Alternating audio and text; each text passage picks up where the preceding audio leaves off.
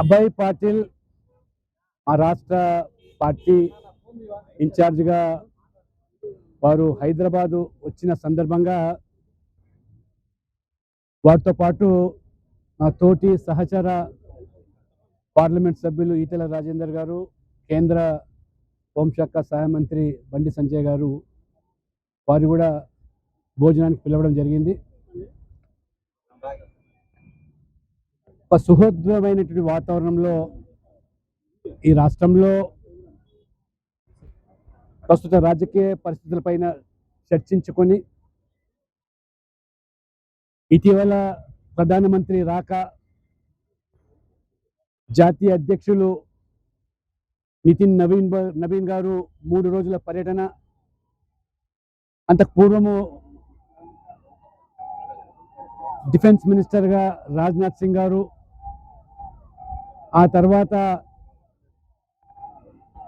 కేంద్ర ఆరోగ్య శాఖ మంత్రిగా జేపీ నడ్డా గారు, ఇటీవల కేంద్ర మంత్రి అశ్విని వైష్ణవ్ గారు తరచుగా రావడము ఈ రాష్ట్రంలో కాంగ్రెస్ పార్టీ పట్ల ప్రజలకు ఉన్నటువంటి ఒక వ్యతిరేకత, ప్రజలు విసిగిపోయి ఉన్నారు.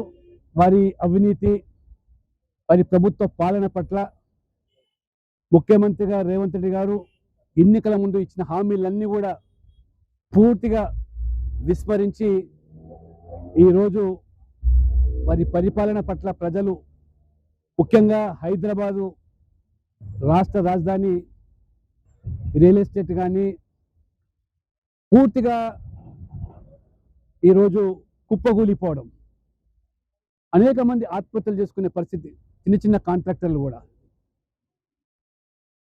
ఆ రకంగా ఇవాళ గతంలో టీఆర్ఎస్ పాలన చూశారు, మరి పెనం నుంచి పోయి పొయ్యిల పడ్డట్టుగా ప్రజలు భావిస్తున్నారు. అందుకనే బీజేపీకి మంచి సానుకూలమైనటువంటి వాతావరణం ఉన్నది. ఖచ్చితంగా ప్రజలు తెలంగాణలో బీజేపీ అధికారంలో రావాలని కోరుకుంటున్నారు.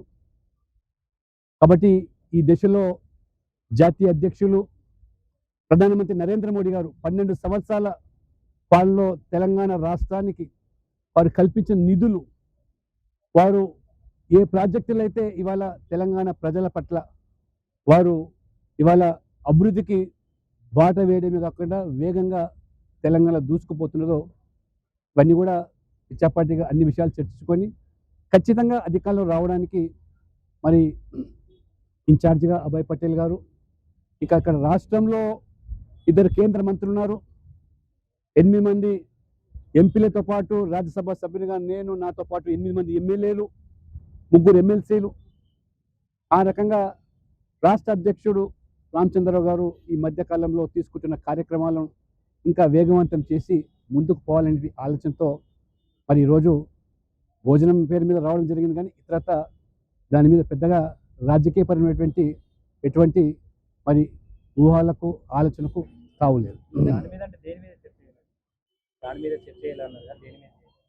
రాష్ట్ర రాజకీయ పరిస్థితి గురించి చర్చ చేశాం.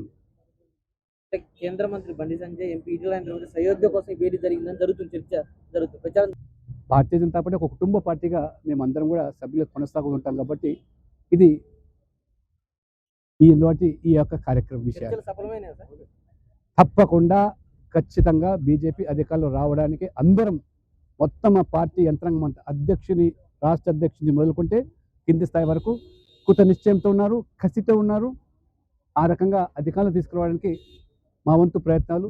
జాతీయ పార్టీ అధ్యక్షుడు నితిన్ నవీన్ గారు ఆదేశాల మేరకు తెలంగాణలో కూడా ఖచ్చితంగా ఎప్పుడు ఎన్నికలు జరిగినా